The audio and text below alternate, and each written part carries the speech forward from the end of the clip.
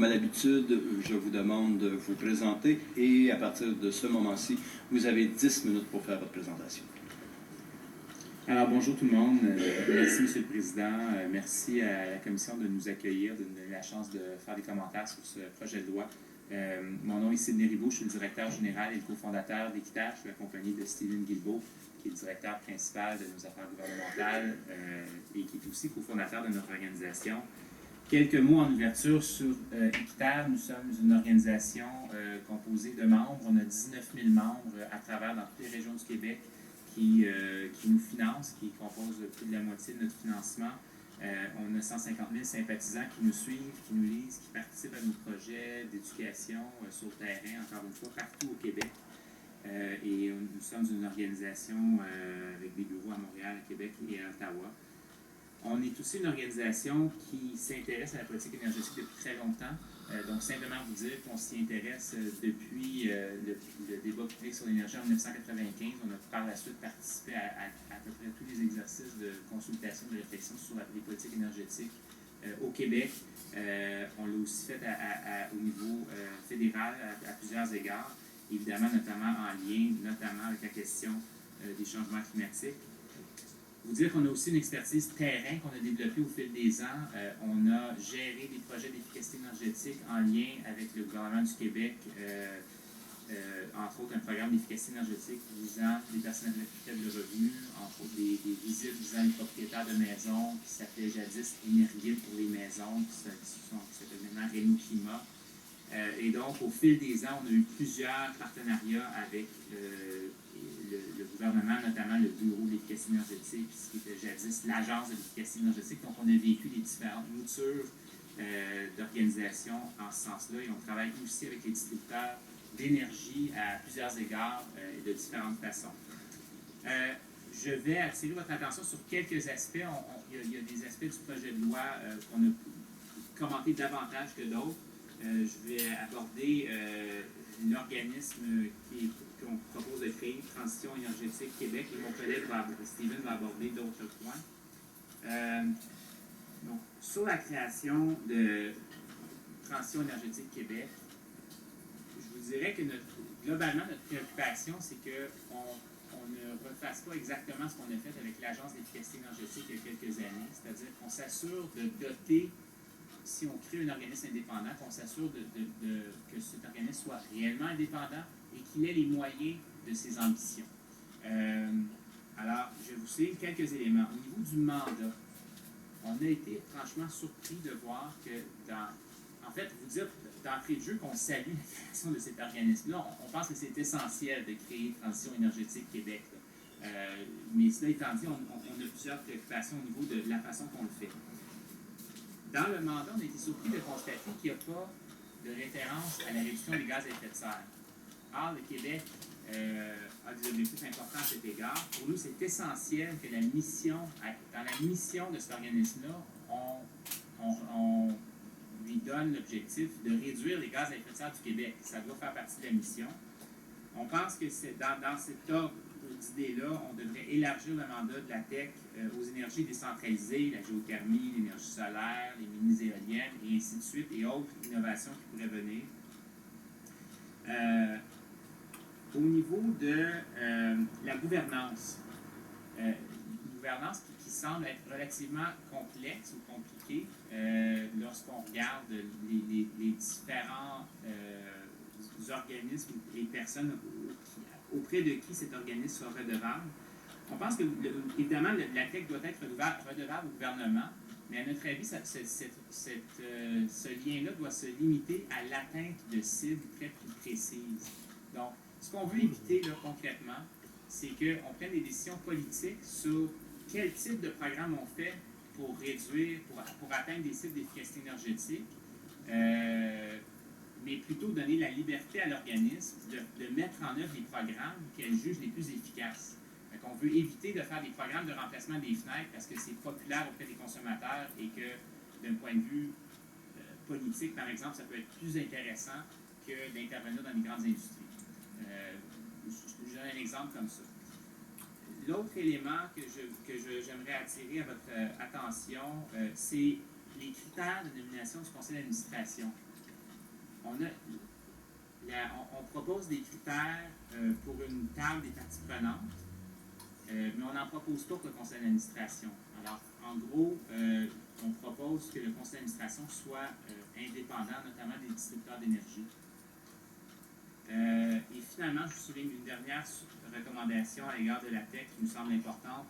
On pense que la TEC ne devrait déterminer elle-même sa politique des ressources humaines et de rémunération du personnel plutôt que d'être redevable à la loi, relever de la loi sur la fonction publique. Merci. Plus spécifiquement sur les questions énergétiques, d'une part, pour nous, c'est un projet de loi qui est un peu bicéphale, c'est-à-dire qu'on aime l'idée de la création de Transition énergétique Québec, on aime le concept. Par contre, on ne pense pas que tout le volet hydrocarbures devrait faire partie de ce projet de loi-là. On joint notre voix à ceux des autres qui pensons qu'il faut scinder ce projet de loi-là. On ne croit pas que les hydrocarbures sont la voie de l'avenir pour le Québec. On le voit ici comme ailleurs. Nous sommes au début, et le ministre de l'Environnement, M. Hortel l'a dit à plusieurs reprises, nous sommes au début de la fin de l'ère du pétrole. Alors de se lancer dans cette aventure-là au Québec, pour nous, est un anachronisme, en quelque sorte. Sur la question des cibles en tant que telles, vous verrez à la page 14 du mémoire un graphique qu'on a tiré d'une étude de l'Office national de l'énergie. Et essentiellement, ce que ce graphique-là nous montre, c'est que la cible que l'on propose pour le Québec est en deçà de ce qu'on appellerait en anglais le business as usual, le statu quo. Alors, l'économie d'elle-même va être plus efficace au cours des prochaines années sans l'intervention du gouvernement. Donc, on a une cible qui est en deçà de ce que l'économie va faire par elle-même.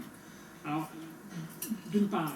Ensuite, quand on regarde ce que font plusieurs États en Amérique du Nord, notamment les États qui mènent la charge en matière d'efficacité énergétique, on se fixe rarement des cibles globales.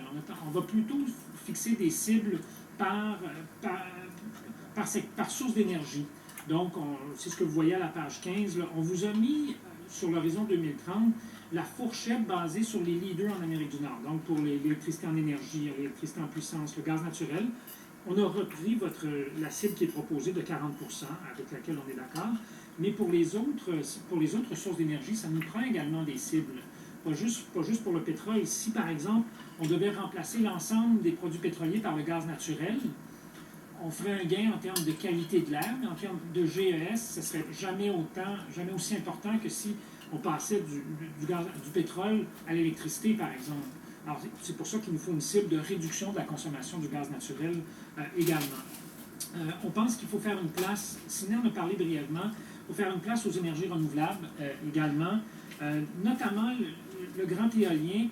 Il y a quelque chose qu'on s'explique mal dans la politique, c'est-à-dire qu'on nous dit qu'on ne fera plus d'éolien parce qu'on est en surplus, mais qu'on prévoit faire un prochain barrage après la Romaine. Et nous, on ne pense pas qu'on devrait continuer à faire des barrages, pas parce que nous sommes idéologiquement opposés à l'hydroélectricité. Chez Iter, ce n'est pas le cas. Mais quand on voit les résultats des derniers appels d'offres qu'il y a eu au Québec, l'éolien communautaire coûte moins cher que le prochain grand barrage. Alors, il y a toute une stratégie, à notre avis, d'exportation de notre électricité verte, donc à la fois l'hydroélectricité et l'éolien, qui pourrait nous permettre de maintenir notre filière industrielle dans le secteur de l'éolien au Québec, qui est une filière très importante et qui, à notre avis, est une filière d'avenir. Alors, je m'arrêterai là. Merci beaucoup. Je vous remercie beaucoup, M. Guilbeault et M. Rigaud. Donc, nous allons commencer les échanges. Monsieur le ministre, vous disposez de 16 minutes. Merci beaucoup, M. le Président. M. Guilbeault, bonjour. M. Guilbeault. D'abord, M. Guilbeault, félicitations. On m'a appris que vous vous êtes marié, ça fait pas tellement longtemps. Alors, je vous félicite pour cette décision. J'espère que vous allez travailler à peupler le Québec également au cours des prochains mois et des prochaines années. Écoutez, je voudrais vous dire d'entrée de jeu que nous avons des cibles dans la politique énergétique qui sont clairement définies, c'est-à-dire réduire de 40% la quantité de produits pétroliers consommés, l'amélioration de l'efficacité énergétique de 15%, vous me dites devrait être de 25%, c'est ce que j'ai vu à un moment donné dans votre mémoire, d'augmenter la production d'énergie renouvelable, de bioénergie, etc. Vous voudriez que ce soit inscrit dans une loi, si je comprends bien. Vous voulez que ces cibles-là soient dans la loi comme telle, de mise en œuvre de la politique énergétique. Est-ce que je vous comprends bien là-dessus? Ben, peut-être deux éléments. En fait, ce qu'on voudrait que soit dans la loi, c'est à l'égard de la tech, c'est d'ajouter les cibles de réduction de gaz à effet de serre. Donc, présentement, le mandat qu'on donne à la tech est uniquement énergétique. Or, à notre avis, il y a de la priorisation à faire dans les énergies qu'on consomme au Québec. Et donc, l'organisme qui s'appelle Transition énergétique Québec doit avoir comme mandat de réduire les gaz à effet de serre. À partir du moment qu'on dit ça, bien, la cible, vous l'avez déjà, c'est moins 37,5 sur 2030. Alors, vous n'avez pas besoin de la réitérer. Je vais laisser Steven répondre pour le volet énergétique. Oui, M. Guilbeault. Oui, en fait, je l'ai dit, on reconnaît qu'il y a certaines cibles, mais si vous allez à la page 14 du mémoire, vous allez voir que d'après l'Office national de l'énergie, on atteindrait notre cible de 15 % en 2023 par rapport à 2013. Et que selon un scénario statu quo, on serait à moins 25 %, donc c'est sans aucune intervention gouvernementale, sans politique. On serait à moins 25 toujours par rapport à 2013 en 2030. Dans ce contexte-là, la cible de 15 % apparaît comme bien trop modeste. Elle est en deçà de ce qui va se passer de toute façon. Alors, on ne dit pas que vous n'avez pas de cible, mais on dit ayons une cible plus ambitieuse que ce qui se passerait de toute façon. En ce qui concerne les cibles par source d'énergie, on ne propose pas que ces cibles-là soient dans la loi. Non. Monsieur le ministre. Je comprends. Mais je vais juste vous lire le plan directeur où on dit à l'intérieur de la loi actuellement que le plan directeur contient notamment des cibles, les orientations, etc. Donc, les cibles sont quand même définies, vont être définies dans un plan directeur qui est à refaire et on dit un résumé de tous les programmes, le seuil, le type de contribution de transition énergétique Québec, ainsi que leur impact sur les émissions de gaz à effet de serre. Donc, déjà, écoutez, on peut le travailler, mais déjà, le terme et la mission comme telle de transition énergétique Québec vise bien sûr à la réduction des émissions de gaz à effet de serre. Si on met toutes ces cibles dans la politique énergétique, c'est pour faire le travail de ce côté-là. Alors, je voulais juste vous dire qu'on comprend exactement ce que vous voulez. On va tenter de le mettre à l'intérieur de la loi pour essayer de bien comprendre ce qu'il faut faire. Maintenant, sur la question de la loi sur les hydrocarbures, je comprends votre position. Est-ce que je comprends que, dans le fond, vous ne voudriez, en fait, qu'on ait une loi qui interdise les hydrocarbures au Québec? C'est effectivement ce qu'il y a dans notre mémoire. Oui, effectivement. C'est pour ça qu'on propose de scinder, puis on pourra traiter de la question des hydrocarbures par la suite. Sincèrement, notre crainte, c'est qu'il y a quand même des aspects qu'on aime beaucoup dans le volet de transition énergétique. Et notre crainte, c'est que, vous le voyez, là, il y a une levée de bouclier par rapport à toute la question des hydrocarbures, les municipalités, les groupes écologistes, les groupes de citoyens, même les agriculteurs, que ce volet-là nuise, le volet hydrocarbures nuise à tout le volet de transition énergétique que nous, on souhaite et on veut. C'est-à-dire que, mais vous comprenez aussi que nous vivons dans la réalité de tous les jours et dans cette réalité-là, d'une part, le gouvernement n'a nullement l'intention de faire la promotion des hydrocarbures. Le gouvernement doit vivre avec plusieurs permis qui ont été émis au cours des dernières années, au cours au moins des 20 dernières années, et dans lequel il y a des gens qui ont un certain nombre de droits reliés à l'obtention de ces permis. Nous, on pense que plutôt que d'avoir absolument rien au moment où on se parle, qu'il vaut mieux encadrer actuellement ce qui existe déjà. Pensez pas que si on abolit ça complètement, si on écarte la loi sur les hydrocarbures, à ce moment-là, il y a encore moins d'encadrement pour des activités qui peuvent se produire en Gaspésie actuelle. Monsieur Guilbeault? Ben, je pense que, en fait, on pourrait avoir une loi pour sortir le Québec des hydrocarbures. Ça pourrait être ça, notre projet de loi. Comme d'autres États se dotent présentement des objectifs ou, dans certains cas, des lois pour être libre des hydrocarbures.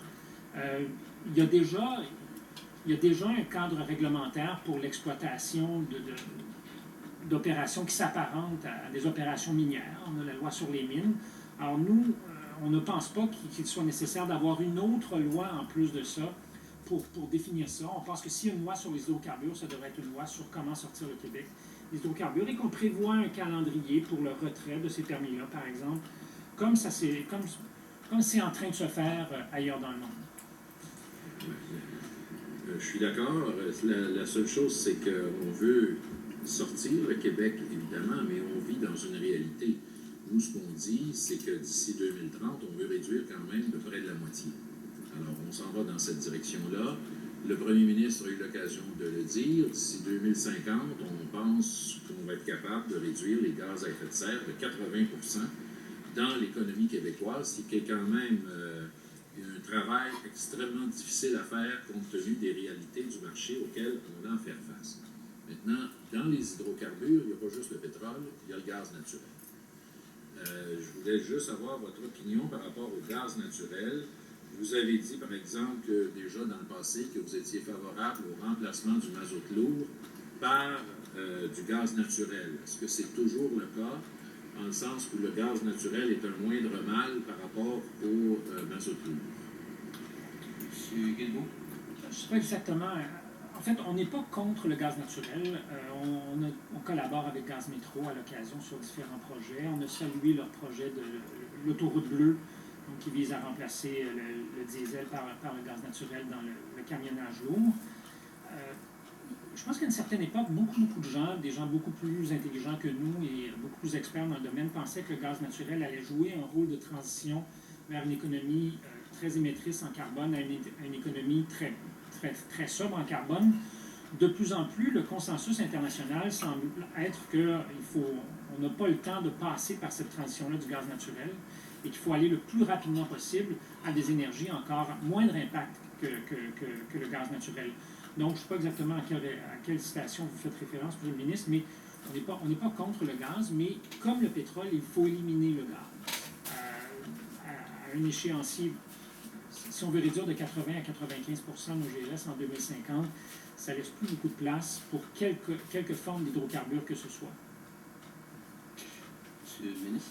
C'est parce que hier, je posais la question à M. Bellil de l'Association québécoise de lutte à la pollution, puis je lui disais, écoutez, on s'en va vers 5-10% de gaz naturel renouvelable. Et là, lui, il n'avait pas l'air à être très excité par ça non plus. Il avait l'air à dire, écoutez, là, ça, il faut aller vers des énergies plus vertes que ça, etc. Alors, j'étais un peu ébranlé, disons, par sa réponse, dans la mesure où, à un moment donné, il faut, moi, je trouvais que c'était un projet intéressant de prendre de la biomasse forestière, d'en faire du gaz naturel renouvelable. Et donc, enfin, je vous donne la réponse qu'il y a eu là-dessus. Maintenant, comme on n'a pas beaucoup de temps, il y a une question que je pense que le député Dubuc aura des questions également pour vous.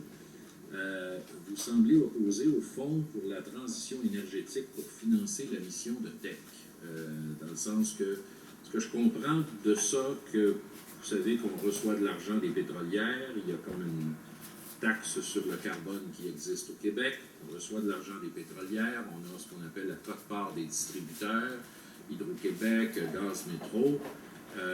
Est-ce que je comprends bien le sens de vos propos, que vous trouvez que ce fonds de transition énergétique-là, l'argent ne devrait pas venir de ces compagnies-là? Est-ce que c'est moi qui ne comprends pas? Peut-être qu'on n'a pas été suffisamment clair dans notre mémoire, mais ce qu'on souhaitait exprimer n'est pas sur la provenance des fonds, mais plutôt sur la création d'un nouvel organisme, le nouveau fonds. Donc, on crée un fonds, alors qu'il existe déjà un fonds vert qui est là pour recevoir des redevances des pétrolières. Alors, on ne voit pas pourquoi, advenant qu'il y aurait des nouvelles redevances qui seraient créées, qui seraient versées à un fonds différent. Donc, c'est vraiment une recommandation à l'égard de est-ce qu'on doit créer un autre organisme ou un autre fonds alors qu'il en existe déjà un qui a ce mandat-là. C'est tout simplement ça la recommandation. Juste un point dans ce que vous avez dit également, dans la politique énergétique, les créations futures de barrages hydroélectriques, c'est dans le plan directeur d'Hydro-Québec. Pour l'instant, il n'y a pas de projet comme tel de nouveaux barrages au Québec. Comme vous le savez, on est très ouvert à poursuivre l'éolien. On a mis une cible où on peut déclencher des appels d'offres en termes d'éolien. La seule chose, c'est que dans le domaine de l'électricité, on a besoin parfois de puissance. Et donc, il y a cet élément-là qui entre en ligne de compte. Et l'autre élément, c'est évidemment le fait qu'on ne sait pas ce qui va se passer en 2041 avec Churchill, les chutes Churchill. Comme vous le savez, c'est près de 5000 mégawatts d'électricité. Et pour avoir parlé avec quelques personnes de Terre-Neuve, on ne peut pas dire que le Québec, ils nous ont en odeur de sainteté, si vous me permettez l'expression, à Terre-Neuve. Donc, je pense qu'on va se préparer dans les prochaines années à des négociations assez difficiles avec Terre-Neuve. Ma dernière question, en ce qui me concerne, c'est la question de tech. Vous avez dit au conseil d'administration, ça prend des gens indépendants, on est tous d'accord. Il y a eu un débat à un moment donné pour avoir sur la table des parties prenantes des distributeurs d'énergie. Est-ce que vous trouvez qu'ils devraient à tout le moins siéger sur la table des parties prenantes ou pas? Je vais répondre